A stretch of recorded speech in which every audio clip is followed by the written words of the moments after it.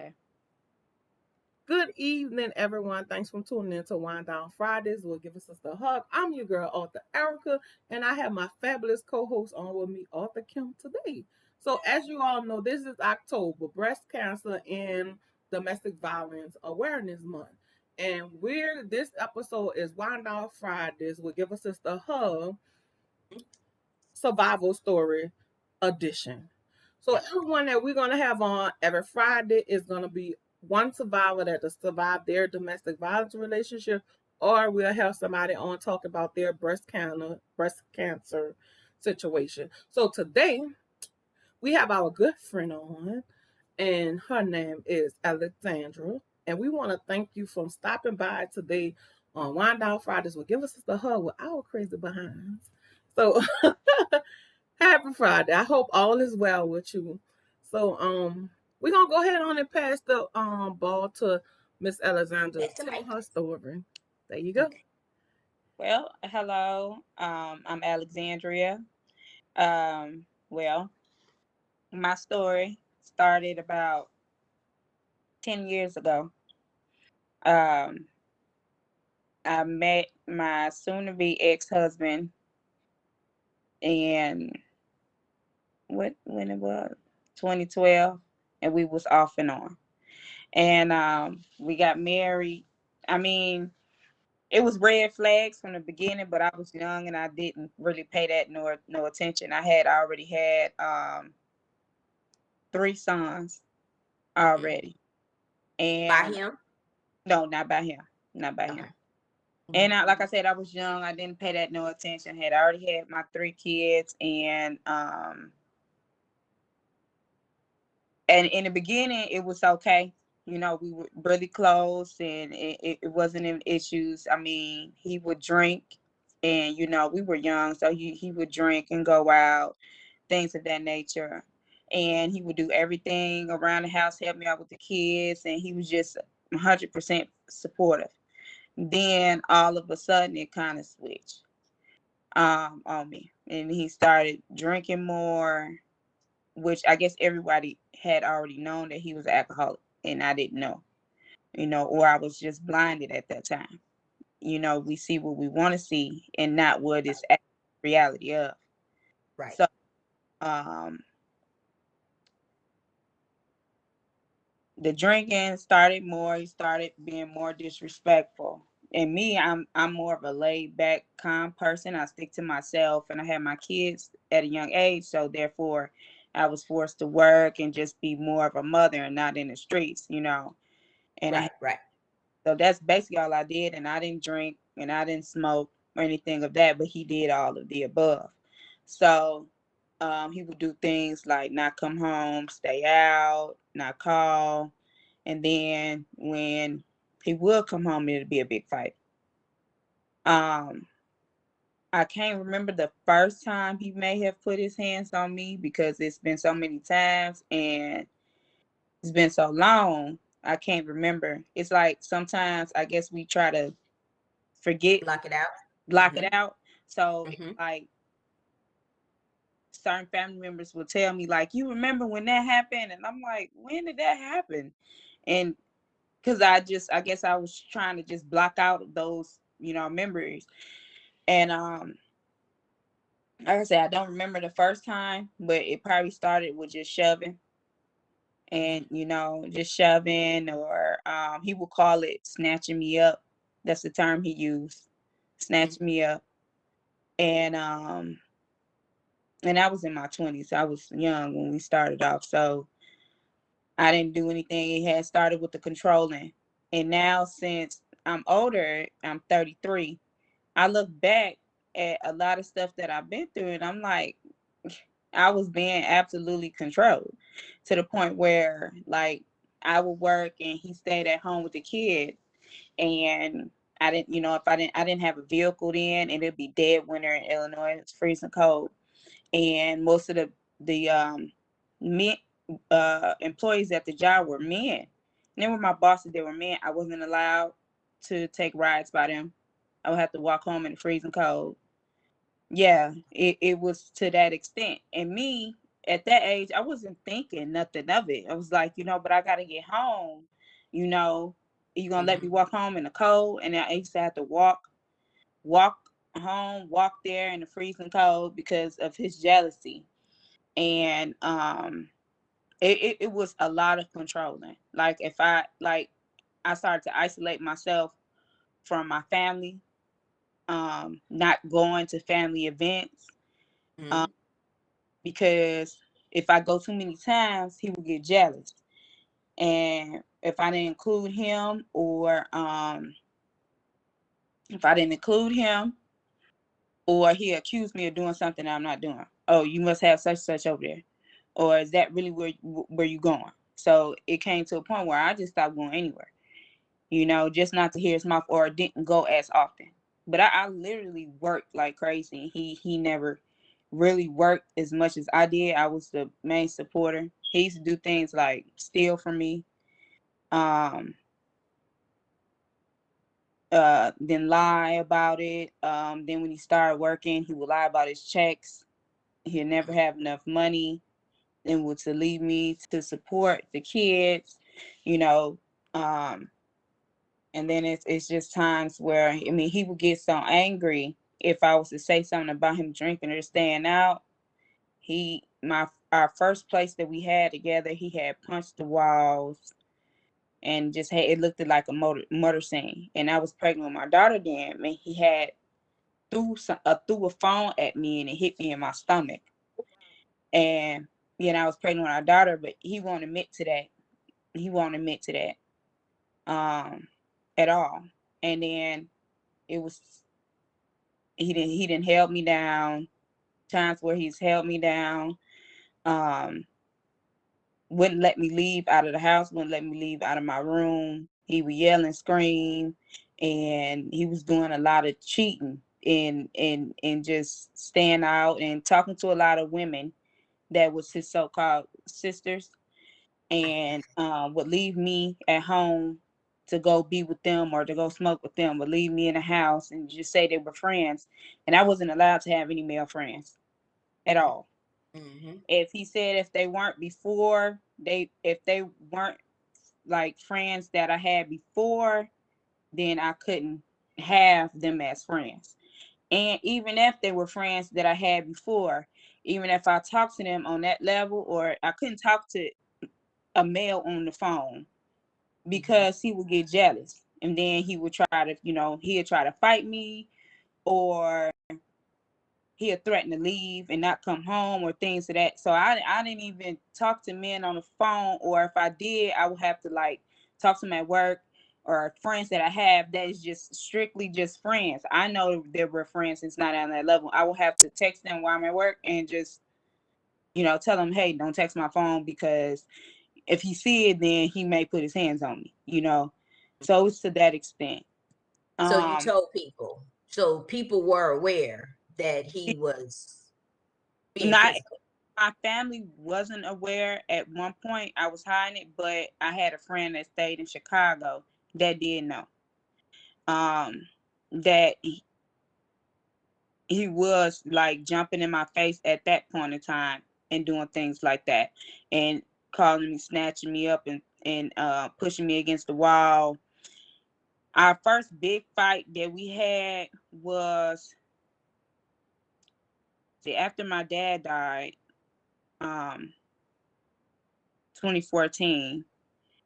And in 2015, we got married. And my mind wasn't right, because if I would have knew what I knew now, I wouldn't have married him. Right. It's just I had lost my father, and it's like everything was just out of order, and I had got on medication for anxiety and depression, and I guess I was just losing myself. And at that point, he had made me believe, because he used to tell me all the time, nobody gonna want you. You got all these kids, nobody's gonna want you at all. Ain't no man gonna take you seriously. Ain't no man gonna want you. It's your messed up attitude. Nobody's gonna want you. And I'm more, like I said, I'm a quiet person, and my attitude didn't develop like that until he started mistreating me, and then I started to get angry and aggressive and taking it out. But our altercation. Our first big fight is when he had a woman at my house before, and he said they were friends. And me being the person that I am, I try to, to trust in our first beginning our relationship, and they were just for, I guess they were friends. But he used to get so upset because I had a feeling towards this woman, and he used to always want her to come over to the house, our gatherings. I used to throw him birthday parties, everything. I used to do it all. I used to buy his clothes, I used to buy his shoes, everything he needed. I supported him 1,000%. But I was never given it the same in return. So this woman, who he called a sister, what I had found out that they had slept together before. And I don't do that because I feel like I can't be friends with someone I slept with.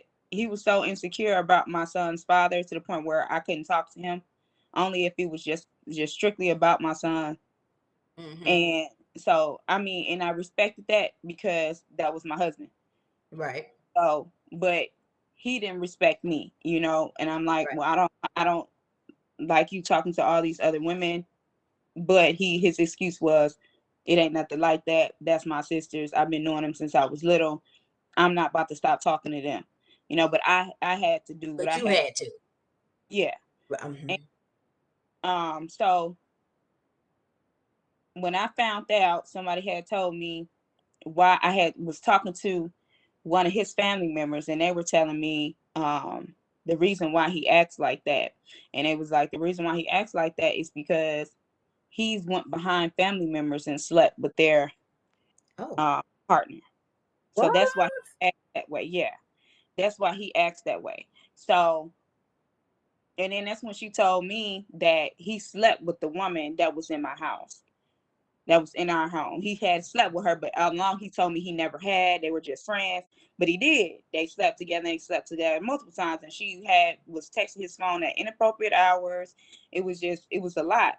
So I got upset, and I was like, you know what? This is not fair. You can have friends. I'm gonna have friends too. So I unblocked a guy, and immediately he messaged me. I didn't message him. He went on my page, thought I was married, and he sent one text message saying, you were supposed to marry me. And my husband used my phone. I didn't delete it or anything. He saw it. And that was the first time he actually really beat me down, tried to kill me in the house. My oldest son really was never there during the abuse. He was always with his father. And that's when my husband would do more of the abuse when he wasn't around. But my babies was always there. So my babies witnessed a lot of it. So that situation there, I was literally fighting for my life. I had braids he had pulled out. I had bald spots inside of my head from him dragging me through the house. I was running, literally running from him in the house. He was smoking a cigarette when he saw it, and he hit me in this eye with a lit cigarette, and then turned around and picked up a stick of deodorant, and hit me in the other eye. So at that point, he had choked me up. He had me in the hallway, and I'm screaming and I'm crying, and I'm telling him, let me go, whatever. I'm really fighting for my life. And I'm telling my babies to go. And it was crazy because our landlord stayed upstairs, and he was there. And I'm screaming for help. And he did not get into it. And it's November. It was right after we got married. We got married in October. It was November. And I told my babies to run and go call the police. They were little at the time. They were probably only one is 10 and one's 8 now. So they probably was maybe 3 or 4 or whatever. They were young. And I'm like, go buy me help, go call the police. And he had me choked up in the hallway. He was doing weird stuff, pulling on my boobs, like he was really trying to hurt me, really trying to hurt me. And I went and I tried to defend myself, and I ran outside. I finally got away from him, from him choking me and slamming me. I finally got away from him, and I found someone outside. I came outside. It was cold. I had no shoes on, and I was begging the person. I had blood in my one eye, and this eye had got hit with a lit cigarette. So I'm thinking something wrong with my eyes, and I'm like, "Can you call the police, please? Call the police," begging her. And then that time, my husband had left out the back door, and at that time, I did not press the charges. I didn't. See, what do you call that? The DCFS had got involved. Children. For the kids. Because the police was called, Yep. and they didn't find any abuse within them, of course. Right. But it was an open case for a few years. They had got involved. So from there, eventually I had let him come back, and the abuse was still there. He was still drinking, arguing every day, verbally abusing me, physically abusing me, emotionally and mentally abusing me. And we end up moving from that place, and we moved into another apartment. I didn't like to live over there because it was in the hood or whatever, but I had to live over there at that time. And I didn't want to live in that area because I know how my husband could be. And he was doing the same thing, drinking, not coming home, not answering his phone calls and things of that. And then when he would come in the house, he would like literally laugh in my face. Oh wow. And, okay. Yeah, he would laugh in my face, like, and I'd be like, "Well, where are you? Why you didn't answer the phone? Why are you coming in at 2, 3 o'clock in the morning?" And he would like really laugh in my face. And so we would get into fights. There's some times where I had to literally run and put a dresser and on my kid's door in fear of him hurting me. Right. And another situation that happened there at that apartment was when we had a big fight was women's at his job was calling his phone, texting his phone, women calling him baby and boo and stuff like that. Yeah, just real disrespect. In front of you? No, not in front of me. Phone. Okay. But he had women doing things like that. The so-called sisters, they would do things like that and not acknowledge me at all. Not like I existed, like I wasn't his wife, because he painted a picture of me as if I was abusing him. Yep. He painted a negative. Everybody perceived me to be I'm belittling him because I'm asking him to get a job, go to college, so we'll be able to, I even told him, I work, you go to college, so you'll be able to support us. Right. They look past the him stealing money. We was on government assistance, him selling my, food stamps, things of that nature. And they look past all that, the abuse, but they just looked at me as, oh, well, she won't help him. And I helped them as much as I can, but they, I guess, figure I was supposed to like completely support him to the fullest. So he painted the picture. He would tell people that he never had no money because I was taking his money, which wasn't true. He had a drug. He ain't had none for one, and then for two, he had a drug problem. He used to smoke weed so much, and it was to the point where I don't do drugs. And to me, I never known weed to make you to the point where you be broke. So I had to ask him, He wasn't smoking no weed. He was smoking some heavy stuff. I had to ask him, are you doing something other than weed? Because it's like, you're very angry, very aggressive. I didn't know. I don't, like, this is my first time dealing with a person like this. So it's not normal for me to see somebody that act like that. So I asked him, and then tell everybody that, I think he doing drugs and stuff like that, but not explaining the reason why I was thinking that, Right. just to make it seem like I'm accusing him or I'm calling him a crackhead or something like that. But I'm telling him, you doing crack, you're doing what crackheads do. I didn't know that weed makes you do things like that. Like, you take out of my kid's mouth, you never had. He just now had started doing for his daughter at the end of last year. My daughter about to be 7. Oh. Weed don't make you act like that. It sure don't. I mean, I don't smoke, but weed is cheap. It don't make you do those things. If it don't do nothing but mellow you, That's what Right. it make you hungry. From what a lot of people I know, make you hungry. So he doing something else. Yeah, he would do stuff. We get into arguments, jump out of cars. He would jump out of the car. Yes, yes, jump out of the car. I've never seen that. He would jump out of the car because if I say something he don't like or if I don't agree with him, he would jump out of the car. He would not come home. He would use things like that against me. He was very, very mentally abusive and very manipulative and just it was just a lot. It's So that fight we had when we moved into our next place, my baby daddy texted me and I text him. It was just like, hey, and he saw the message and he broke my phone. He broke my phone. My 2 babies was in the house. No, my 3 babies was in the house. My oldest son wasn't there again. And he broke my phone. He came out. And when he came out, he snatched my hair and pulled me on the floor. And we got to fighting from there. And he was banging my head on a hardwood floor, literally banging my head on a hardwood floor and choking me in front of my kids. And I could hear my kids crying and I'm screaming, somebody help, somebody help me, because he was really banging my head on the floor and choking me. I thought right there that I was about to die. Like he was, you know. So I got loose and he tried to chase me outside.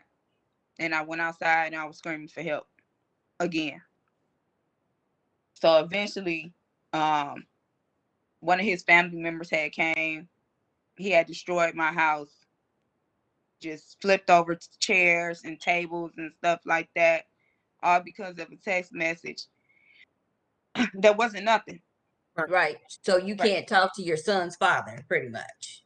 I couldn't. If it didn't pertain to, if you didn't see my son's father in that my son's name in that conversation, then it was inappropriate to him. I shouldn't have been talking to him at all. At all. But it's I, okay for him to go out here and sleep. Girl, I don't understand these men. What's wrong with them? Him I to wouldn't have have a sisters, friend. as he I, said. I wasn't allowed to have a friend at all. I wasn't allowed to talk to nobody. I wasn't allowed to have no friend. If I did, he was accusing me of, it was just a lot. And um at that time, I was not working because he wanted to switch the role and try to support, which he didn't, because he could Right. never have enough Mm. rent. And I would always have to go to the landlord and they would say, slick things like, well, how he can't pay this, Right. this of rent. And around that time, I wasn't working, so he had took the rent money. And then my lights was about to get cut off, and our light tag got cut off, and things that he didn't help. I had to figure it out, and he ended up moving out and made it seem like to everybody that I put him out, and it was my fault. That So, needed to go. huh? I say he needed to go. He was just creating a bigger problem for you to solve anyway. Yeah, and but that ain't it. We had separated for we he moved out. We were separated. We were still together. So I moved into my apartment, another apartment, and I was doing really good. Like I was more focused, and I was more focused. My credit was going on. My bills were being paid on time. The kids was happy. I was more happier. But like we always go back to abuser after a certain amount of time, and that's basically what happened. He had moved back home, and the cycle continued. The cycle started back over. We had that little love bombing phase, and then he started, he'll stay at home for like a month or whatever. But then he'll start back heavy drinking, not coming home. It'll start back over again. So the whole cycle continued. We fought in that house. He had abused me in there. The same thing. Police was called. He kicked doors in, all type of crazy much. And it was never just because it was no justification. It was just always from something. I'm sorry. Oh, the phone. Sorry. It was always because something he did. But then Mm-hmm. try to flip it on me. Make Mm-hmm. you seem You like know, a bad person. you make me seem like a bad person, and then I will have to put him out because I'm like, okay, well, you can't, you got to leave. You got to leave. You can't be in here fighting and stuff. My kids got to live here. We need a place to stay. We keep arguing and fighting like this, then we're not gonna have a place to stay. So he'll leave, and and tell everybody I put him out, but not the reason why I Wow. put him. I didn't put you out because I woke up and said get out the house. I put you out because we went half on the bills and you never came with your half. And Mm-hmm. then when I confronted you on it, it was, well, nobody told you to go get your hair done. Nobody told, yeah, nobody told you to go get your hair done. Nobody told you to go get your nails done. You buying shoes and stuff like that. But I got my portions of the bills already paid. But Right. since come with his portion, it was always, well, no one told you to go get a car with a note. No one, it was just always something. So Always you. So he was more like gaslighting than anything. Mm-hmm. That's what it sounds like. always. And so that year my granny had passed away in 2019. And I was already going through a lot with my son, my third son, with his behaviors. And I was trying to keep a good job. I had landed a good job. And I really didn't have his support because he was too busy in the streets and not helping. And my granny was getting sick and she had passed. And um like I said, he used to try to control my money and control what I spend. It was so to the point where I had to hide a pair of shoes I had bought me in the trunk, and I had forgot about them. They were in the trunk because I didn't want to bring them in the house because I didn't want to argue and fight with him. And I didn't know how he would react. I didn't want him to put his hands on me or anything like that. I'm on the phone. Excuse me. No, step out. No, step out. Just listen. Close the door. Thank you. You're fine. And sorry, that just threw me off. You're fine. You're fine. Um, well, when my grandma was dying, Yeah, your grandma just passed. he was texting me. He was texting me about my shoes while my grandma was at the hospital dying. My grandma was like my mom. Mm-hmm. And while I was, had to pick up my mom to bring her to the hospital, my husband was literally arguing outside with me about my money and about my shoes, all on my grandma in the hospital dying. And when I was at the hospital with the family, and he was texting me all about some shoes and stuff like that, he just would not let it go. And that really just messed me up mentally. It had put me in a really bad mental space, like really bad. And what happened after that? It was just a just a continuance of, I had just shut down. At that Mm-hmm. point, I just really just stopped caring. I had shut down. And because Mm-hmm. I had to go through 2 funerals, I had to go to Alabama for a funeral. I had a funeral up in Illinois, then I had to go to Alabama. And he was steady texting my phone and stuff like that, and I wouldn't. So when I got back home, it was more arguing, it was more fighting, it was more staying out, it was more of everything. He had became more distance. It was more cheating that I had later found out that he was doing anyway. And I just got tired of it. And one time, he had told me he was gonna stop drinking, and I had found him drinking. I had started finding liquor bottles and beer bottles hidden in spots at home, and he was drinking and stuff. And I had confronted him about it, and he said, "You know what? That's the reason why I flicked the cigarette in your eye, because your mouth." What? So Oh, yeah, okay. yeah, he looked me in my face and told me that.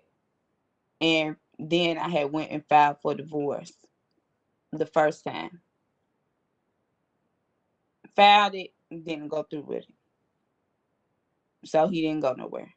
But the abuse, kept going. Mm-hmm. And then we separated again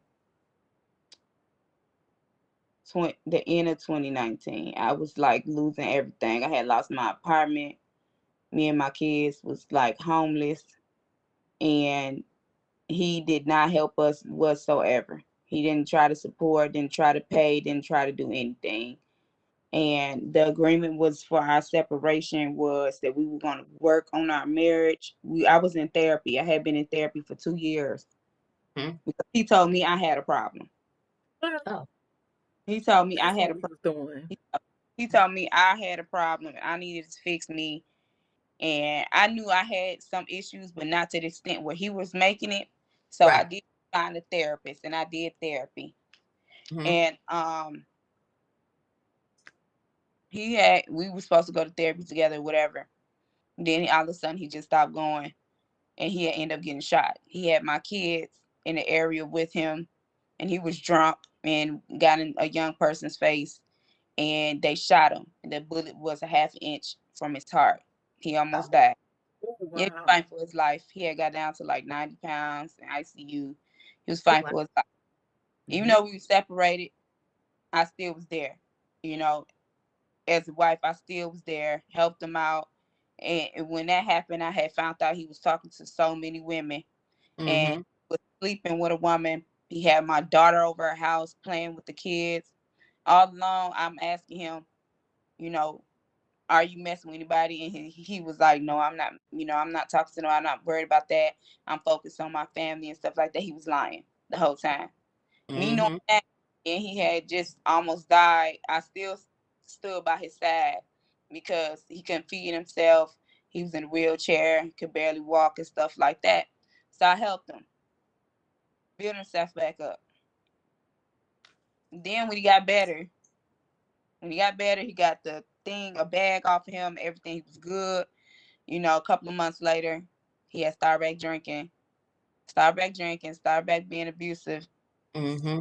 and he had left me and my kids in a hotel, and I had the car. He didn't have a vehicle, and he had took my car and just never came back. Didn't answer his phone, and it was like cold outside, wintertime, and I walked like an hour to the woman's house, and I found my car outside. And I never knew where she stayed at, but I know my daughter was out there, and she was like, Dad, be over here. And I knocked at the door, and Lord behold, he was sitting at the table, drunk. And I was like, if this is where you want to be at, then just give me my key so I can go. Mm-hmm. Her daughter pushes me. He tells me, you have a lot of nerves being here. Mm-hmm. And started to fight me outside in front of the one he cheated on me with. Yeah. That's a lot. That's crazy. You dead So did ass you get your wrong. keys back? Did you get your car? I got my car, got my Good. keys, got out. Okay. But me Oh. at the time I was working, and I did not have no help. I didn't have nobody to watch my kids, and we was homeless. And I Mm-hmm. was working. I was a driver, a CDL driver. So I had to get him to watch the kids, and that's how he got back in our area again. And then even with him talking to this woman and doing that, we were sitting in a hotel, and I was watching something on his phone, and this woman messaged him, and she was doing whatever with herself. It was just so much, and this is right behind. Yeah, this is right behind what had just happened. Right. So So this is another woman, not the woman that you. This is another woman that's sending some nudity stuff, doing yeah, some little sexting. I think that's what they call it. Ugh. yeah, and she called him on Messenger. She had a toy, and I opened it up. I said, answer it. And when I opened it, she was playing with herself. And I'm like, so this is what you doing? Like, you Right. feel like this is what you doing to me? He was like, I don't know her. I don't know her. That's somebody, do you know how them people just be randomly? I said, well, how come I ain't never got no random, you know? I ain't got Exactly. random thing, none of them. So what is you? Me, I'm And she, exactly. and then she texted and she was like, "This ain't the first time your husband always does this, you know." So I cried for days. I just was sick and I just cried for days. And we end up moving with everything going on, us being homeless. That's how I ended up in Houston. I had packed my stuff. I had left my storage. I had 4 bedroom full of Mm-hmm. stuff in my storage. I just left everything. And we came down here, and of course it was good for a little bit. Mm-hmm. And I was still hurt at that time. And he would do things like, I'm still trying to heal. I'm still trying to heal. Okay, still trying to make a marriage work. Still trying to make a marriage work. We moved to a different state with his adoptive mom that, is way better than his original family. She's more church bound. Maybe they can help us. Anything. That's how I was thinking. And save our marriage. And then the abuse started up again. I was in Texas by myself. I literally don't have a soul down here. It was me, my kids, him, and his, family. And he would yell and scream and argue all the time. I just felt like I had nowhere to go, nowhere to turn to. Um, you know, and it was times when we got into it. He said I was yelling at him too loud, and he pulled me by my hair to the floor. And like I said, I was still trying to heal at that time, and he still stayed in tune with the woman he cheated on me with. I wasn't allowed to be his friend on social media at all. But um, the woman he cheated on me with was. The other women he was talking to they were allowed, but I wasn't.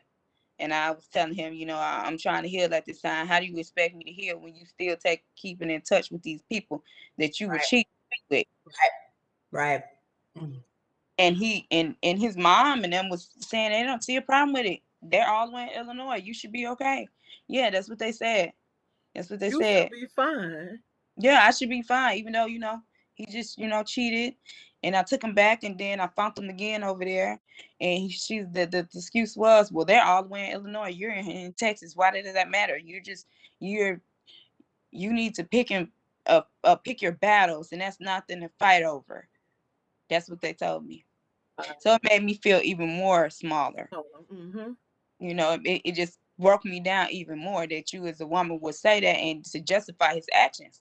And you made me feel like I was just really, really just This overdoing it. bad person, or just this super bad person that's just doing him so much when he all the while doing things. Yeah. So And go ahead. Go ahead. uh so I was trying to find us a place to live, and I eventually found us a place to live. And I left him, and I moved my kids in my apartment, but we still was together. And he'll come over here and start doing what he was doing. And our other apartments, it started back up. The cycle started back up. He was trying to get back home, and the arguing and the fighting and the screaming and the yelling. He was to the point where he was trying to control like every aspect. If I'm sad, I can't be sad.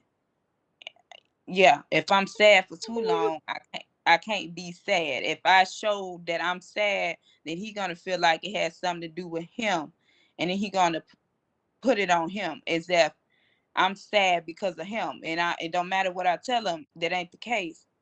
But just let me be in my feelings, and he'll just keep going at it, keep going at it, and keep going at it until it make me mad. He'll do stuff like that. You know, Mm-hmm. and the arguing and the fighting. He didn't say it. We didn't got to the point. He didn't say things like "F your dead grandma," "F your dead daddy," and I wanted to kill him at that point. But when he said that to my about my daddy and my grandma, and he was threatening me, and he didn't really. And here, the only reason why he ain't really I didn't have to run from him. He didn't snatch me up. He didn't shove me, hit me with doors and things like that, and held me down, pushed me into things. But it wasn't the extreme as it was back up north. And the only reason now why is because my son was supposed to go stay with his dad, but I was afraid to be down here by myself with him. So I brought my son. Now my son is about to be 15. So You scared of a 15-year-old? my son about to be 15, yes. That's what I'm saying. He's scared of a 15-year-old. My husband? Yeah. Not the fact that he's scared of, it's just that side that he don't want to show to him. He's another male like him. That, and he can go and tell his daddy. Yeah. And See, he's trying to look good in the kid's eyes that, nah, your mama's crazy. It ain't me, it's her. Yeah, that's exactly what he's trying to do. So yeah, he don't want that to happen. He don't want that to be betrayed in front of that child, because he know that child can go, one, that child, I'm going to defend my mama.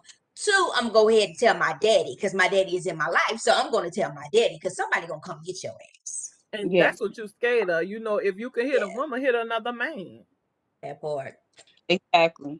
And so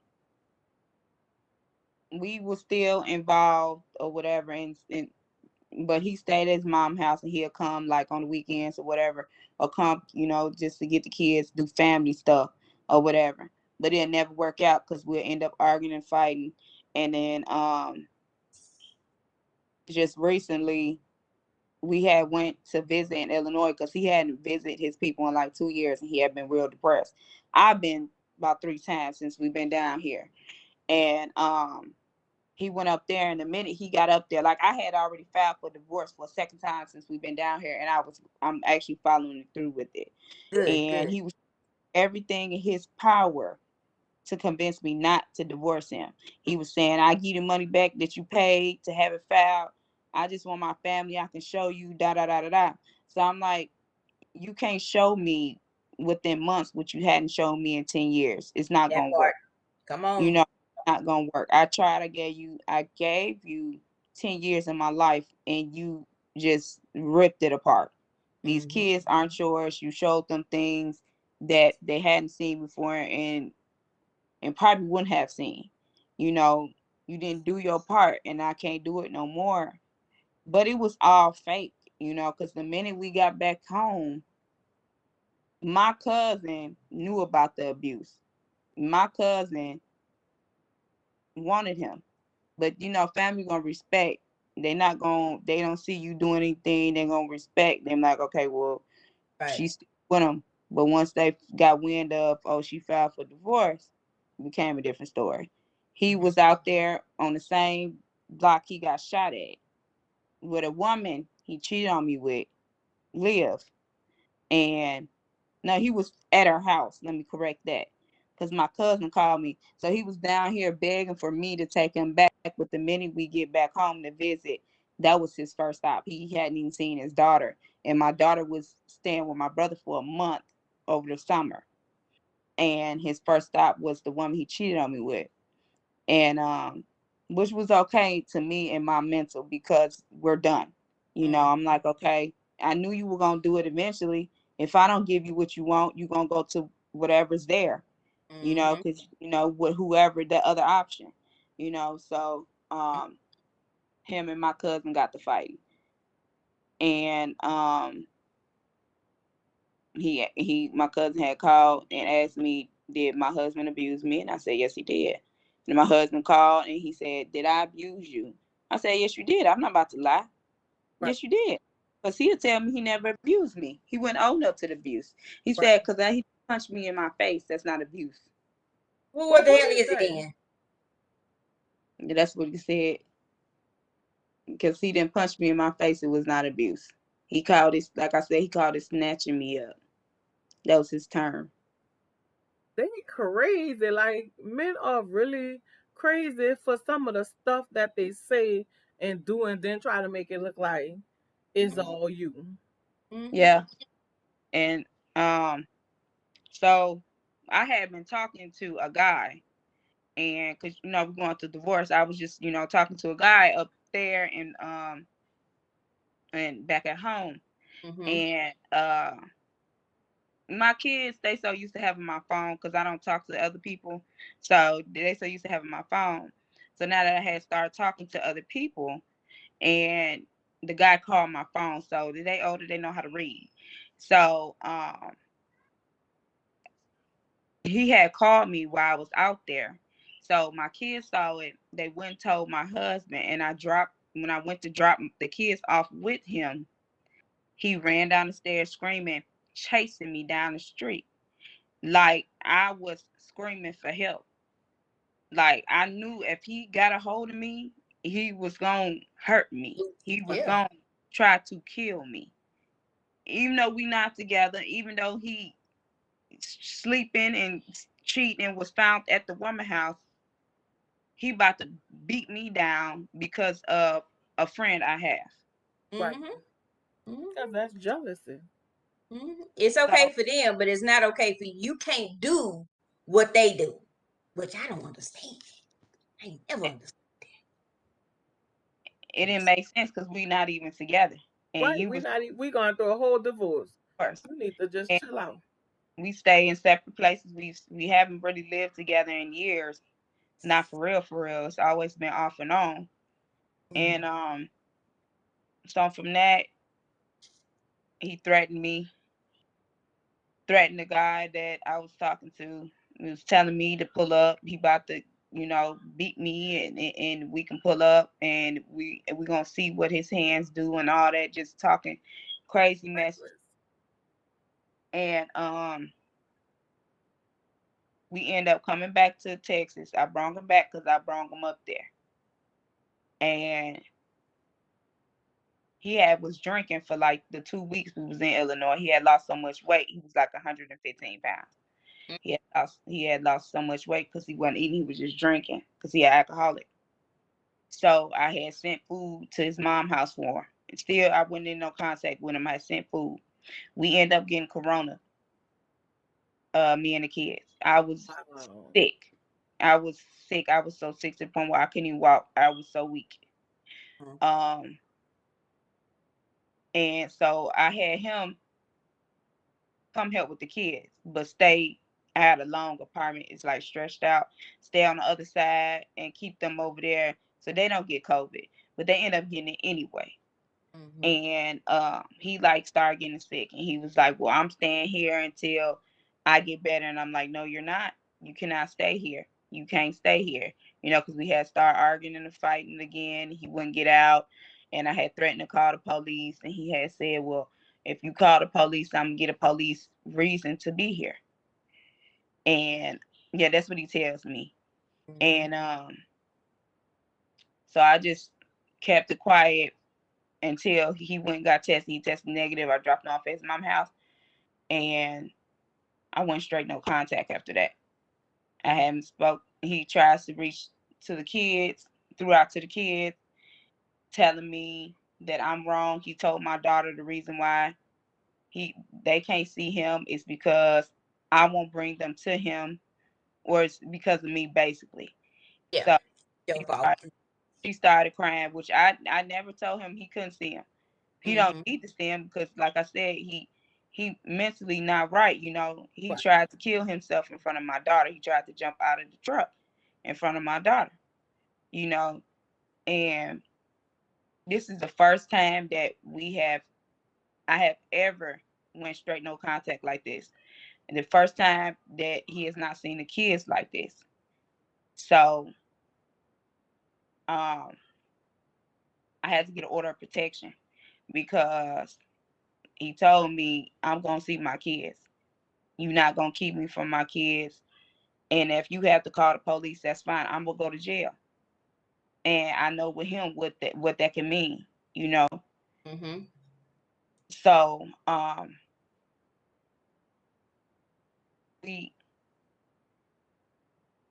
moving, and that's it. And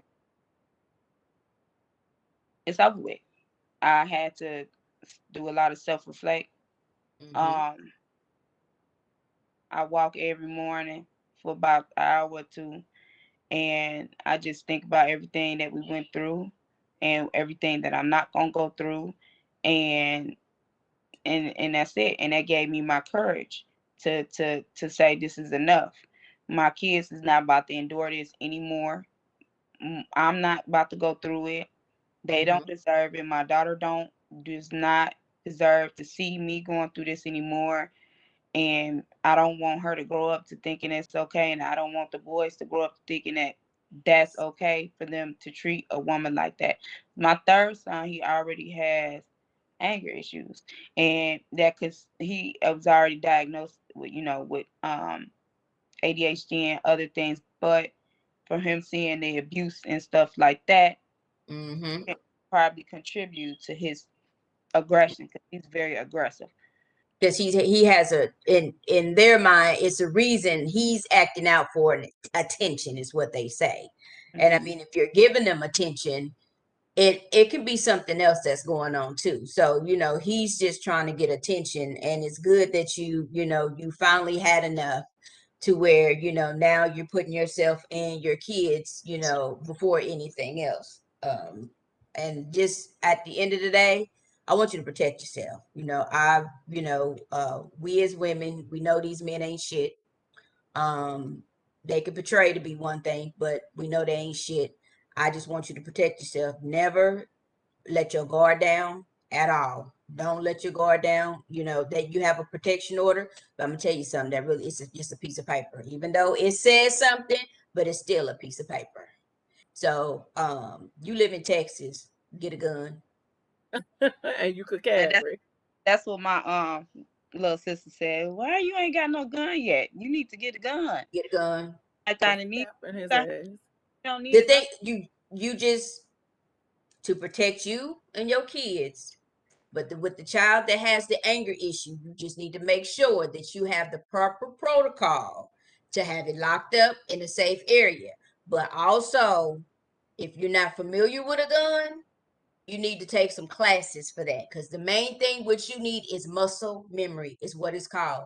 You need to know where it's at in your purse. You could be able to reach it, and it needs to be loaded. I don't give a damn what nobody else tell you, because we don't have time to clank clank. We don't have time for that, because he gonna be on your ass.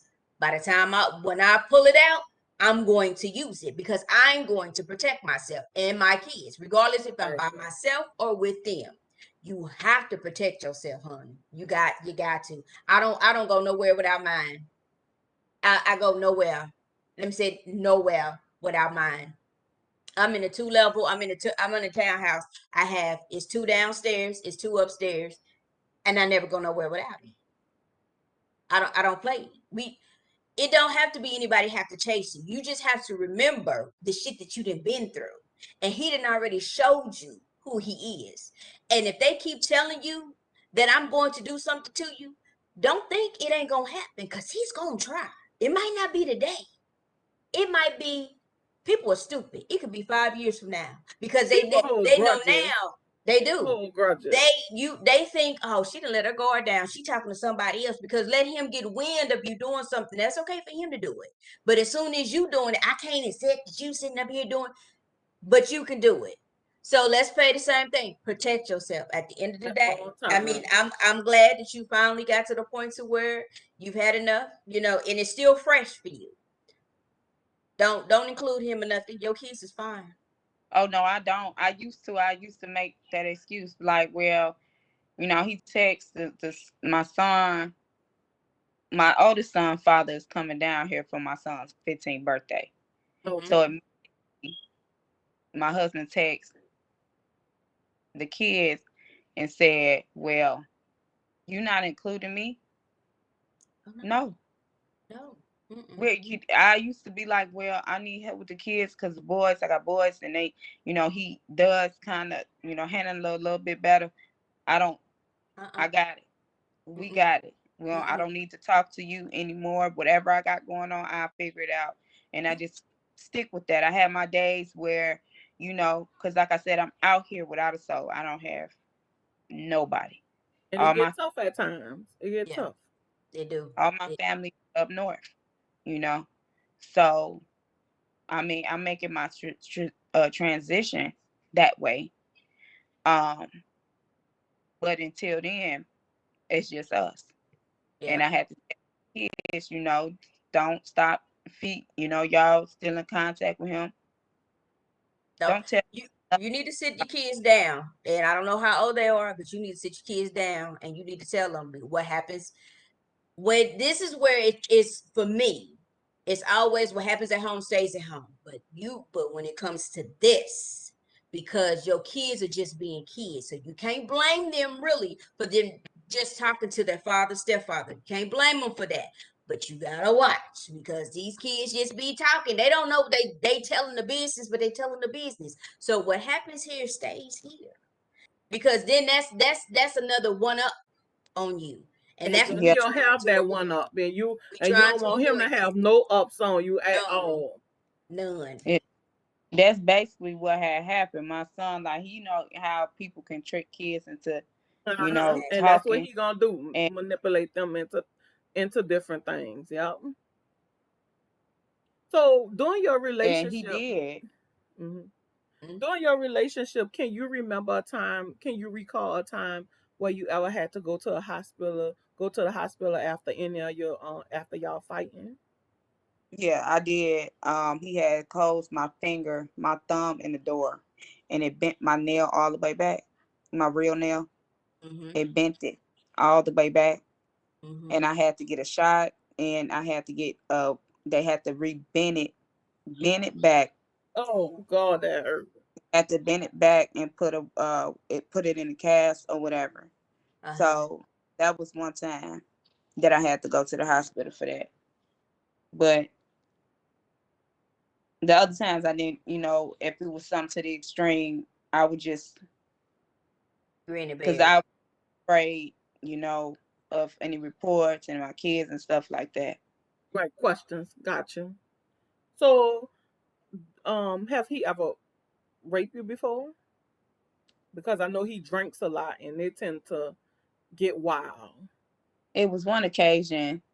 It was one occasion before we had got married, and he had found out some things that may have happened in the past that wasn't true. And at that time, he was drinking and stuff like that. We weren't sexually active, and we that because he'd do, certain things that would turn me off, and I didn't want to be sexually active. And he Mm. did. He had, put me down on the bed and, forced himself in me and told me that you giving it up to everybody, to anybody else, you gonna give it to me. But he knew my past. I've been molested and raped as a little girl. So why would you do that to me? And into this day he won't admit it. I never did nothing like that. Yes, you did. Yes, you did. Right. So yeah, You just it's reopen a wound. That's all you did when you did that. Reopen that wound. yeah. So as of now, you look back on everything and you went through it all.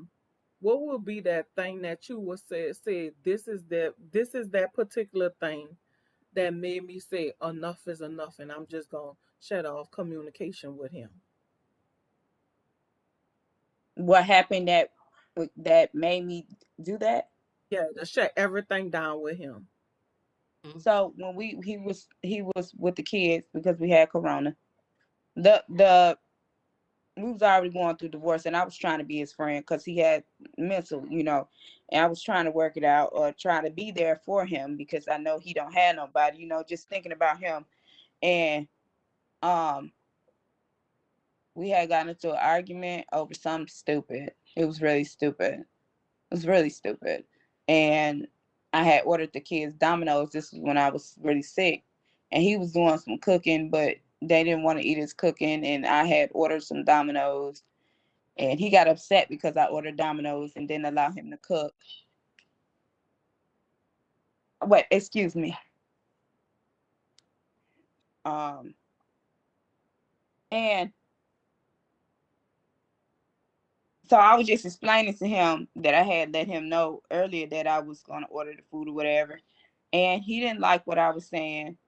And he said, fuck you.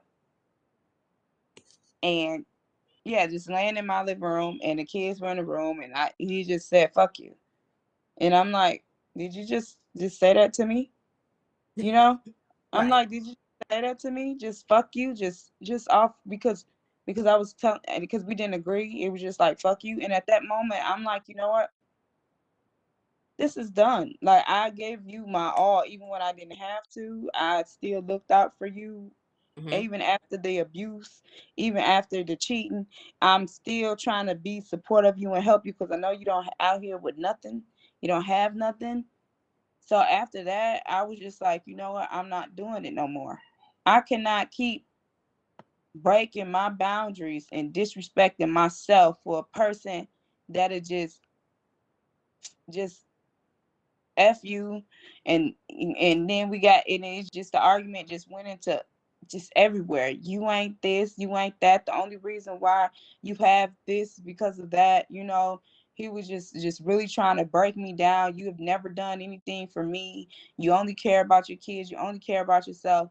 I can't wait to find me a woman that's gonna support me like I need her to support me. Just all of that. Right. When you leaving, deuces. Oh, what's It's wrong with these men? crazy. It's What is crazy. wrong? What's wrong with these men? They're I mean, crazy. you keep saying that he has something mental. So as in, is he bipolar, schizophrenic, or something along those lines? He he ain't died. He is not diagnosed, but um, Okay. you can tell that it's something wrong with him. I mean, he has done things like he'll talk to himself. Like if I don't want to listen, he'll talk, and he'll just talk to himself. He didn't uh beat his own head on the wall. You know, he It does might be things, them drugs too. He might be on some heavy drugs too. but if somebody in his family did say he was using cocaine, That and might be true. Cocaine does do that though. he Hmm. denied. He denied it. He denied it. I've never, but I've always asked them, "Are you doing some drugs?" Because you act. I've never known weed to make you like this. And yeah, he got. I feel like anybody that can jump out of a moving car or try to jump out of a moving car and try to kill themselves while we on a highway, all Stuff because gotta they're be going on. Yeah. Unless he taking that synthetic weed, that mojo, Yes. because you seen they had an article where the got these kids was taking a mojo and beating their head against the wall on the I ain't never concrete. heard of Mojo, but okay. Yeah, that's that synthetic weed. It's called Okay. synthetic weed. They could get that from like the gas station or something like that. oh, I don't know, but whatever it is, or he just, that just can be him. But yeah, he got something wrong with him.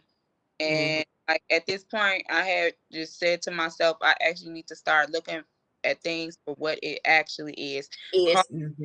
calling it for what it is, Mm-hmm. saying it out loud. Yep. I was in an abusive relationship. Yep. I was in a marriage. I Mm-hmm. got abused. These are the things that happen. And stop saying to myself, "Oh, well, he'll never do this, he'll never do that," because he has done more than anything. Everything you can imagine done in a relationship, he has done. So why wouldn't he? Right. And it ain't never gotten to this point where I actually followed through with the divorce and us. And I'm about to, and I do fear. I'm telling you the truth. I do. Like I'm literally be sitting here by my window, watching my windows, watching my doors. Like I do fear because I don't have nobody out here, and I know that if he ain't in the right state of mind, What he that capable of doing? what he Okay. capable. So, question: you have a restraining order, right? I filed for order of protection. I have a meeting with I think it's called ADVA. ADVA is for women's uh uh for domestic violence, Right. and they're gonna represent me with uh help for my getting my order of protection and with my And is that divorce. when is that? When is the date for that? And it's crazy because it ain't till October. October, I think 5th. So in a few weeks. And I was really trying to push for it now. But like you said, the order of protection is just piece of paper because his mental, he really don't care. He don't care It doesn't matter. It doesn't matter because it again, Texas is tricky. You can have the protection of order, but if they're not quote unquote served, they don't know about the order of protection. So I would suggest, keep an eye on your kids, make sure they where they supposed to be. And you need to get yourself something that you can have for self-defense. Even if that's a knife that's in your mattress, because if you sleep and he comes through the window or somebody, one of the kids, let him in, you don't know. At the end of the day, he ain't supposed to be there. You have to watch it in Texas because Texas, I'm sorry, people, but it's for the white people. You have to have all this shit in order. And if you don't have this shit in order, everything is going to go against you. We have to have enough documentation saying that you've been abused because they're looking at this is just Texas and I hate it. But you have to have documentation after documentation saying that, okay, he is abusive. Okay, they know that he's an abusive, because then they're going to be looking at, well, why did you take him back? All that plays a factor in Texas. That's why I don't like Texas. It's the red state, and it's the red state for a reason. They're not for us. They're against us. So you have to, at the end of the day, protect yourself, protect your kids. If you're able to go get you a gun, go get you one. Have you something, get you some pepper spray. Get you something self-defense. They have self-defense keychains. They have tasers. You need to have, when I tell you everything in every damn room, and if it ain't nothing but you need to know where it's at. That's all that matters. Yeah, I got a few pocket knives and I carry my pepper spray. I keep my pepper spray in my purse. Right. So but I need for you to carry it that you ain't got to dig for it. You need to know exactly if you have to dig in your purse at the split second. That's the same thing what they teach you when you do a gun. You have to have it in your state. You can't change it. You have to have it in a certain area. So again, when I reach in there, I'm ready. Ain't no let me open. When I walk out this motherfucking door, it's in my back pocket or it's on my hip at all times. We locked and loaded at all times. At all times. I'm always the one like I don't want to kill nobody today. But that's the mentality that you have to have because it might not be him. It could be somebody else that he done had a stupid ass conversation with. That he can be like, you know what? It's stupidity out here in this world. You get people talking about dumb shit all the time. Yeah. And that's why I push so hard because I have a nonprofit for domestic violence. So I'm pushing so hard to try to get this message out here because at the end of the day, we have to protect ourselves because we did some wrong. We took him back. After he did it, we took him back because we thought we can change him. Okay, I can accept that. I did that. But now that we're in this phase now, and you sitting up here saying that he has some mental issues, he ain't in the right frame of mind. So he ain't gonna think about it. So at the end of the day, yeah, if he does something, they're going to use that as, well, he was schizophrenic or, right. He was bipolar. Well, he was off his medications. Because alcohol is there. I'm sorry. You're fine. You're fine. Yeah, because alcohol is they do it too. Right. So that's the whole thing. I just want you to be, protect your kids. That's crazy. Mm-hmm. Mm-hmm. It's the law with domestic violence, and it should be some kind of change. We're trying so hard, but you have to understand we this color. We ain't that color. We that's why I posted it in the room, but I'm so thankful that I'm getting more Black people that's willing to talk about it because 90% of the people that want to talk about it is white people. Because everybody is all in their business. We, on the other hand, well, Big Mama said whatever happens at home stays at home. That's why I say to a certain extent, I'm trying to change that narrative. But when it comes to your safety, you can't be telling nothing what's going on. You can't do it because you don't want to sit up there and try to turn him like, well, he ain't wrapped too tight. You just gotta watch your words. But at the end of the day, you gotta protect you and your kids. You gotta do it. Because if you don't, because down here, I know I can't speak for Houston a lot. I can speak only for Dallas. Down here, they don't have a problem with taking your kids. They snatch them out real quick. Oh, you've been abused, but you want to take him back? Okay, then we gonna take your kids. So then you have to fight to get your kids back because you chose that man. That's how they see it, even though that's not the case, but that's how they see it. This world is crazy. Yep, The law is not for us. And then it's so us screwed up, and especially for domestic violence victims. So it's so screwed up because most people still think domestic violence is just hitting, and it's not even much that either. It's more to domestic violence than just hitting. Yes. So it's like a whole lot that needs to be changed. Everybody needs to be educated and schooled on it. Everybody. Yeah. From the judge to the police. And I'm gonna say it to the police, because the police feel like, oh, I didn't think it was nothing. Oh, it was just a little scratch. And how they write, it's all on how they write it. The word change, the verbiage is very important. If it don't match what you saying, it ain't for you. You about to be up a shit creek. And that's sad. But this is why we do what we do, because we're trying to bring awareness to domestic violence that is happening. More and more, and it's happening.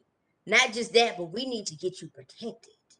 We need to make sure you get safe. Once this recording is done, I'm gonna get some information from you, because I'm gonna have to make sure that you gonna make it to where the hell you say you gonna make it to.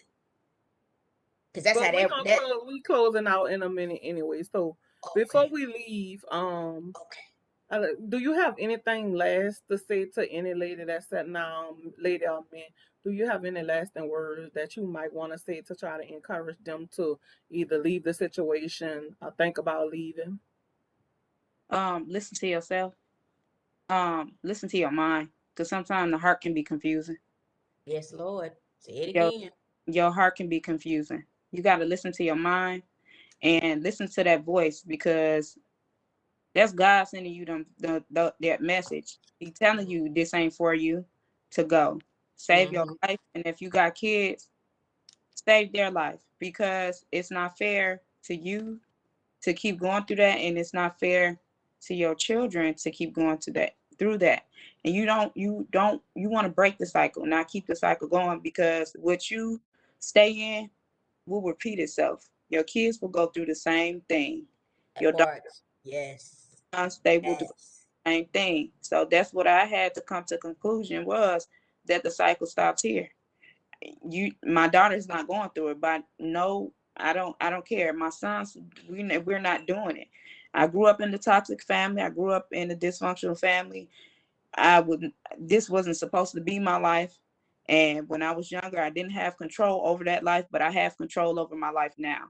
And I'm taking full control of it, and I won't be a victim of it anymore, by no circumstances, by any man ever. And I make a vow to that I will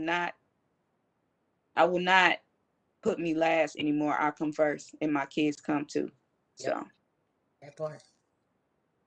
So I want to say thank you for allowing us to share your story, and you even being open to tell your story, because everybody don't have that courage to tell their story because they're not comfortable yet, or they're not at that place yet, or some still in a situation. So, I just want to say thank you, and I want to say thanks to everybody that's sitting down listening to the story. Take heed. The first red flag, make a decision. Don't stay, because that red flag is one, then the next one, then the next one, then the next one, and it could get worse. You either gonna live or you gonna die, one of the two. So I want to thank everybody from watching Wind Down Fridays with Give a Sister a Hug, the Survivor Story Edition.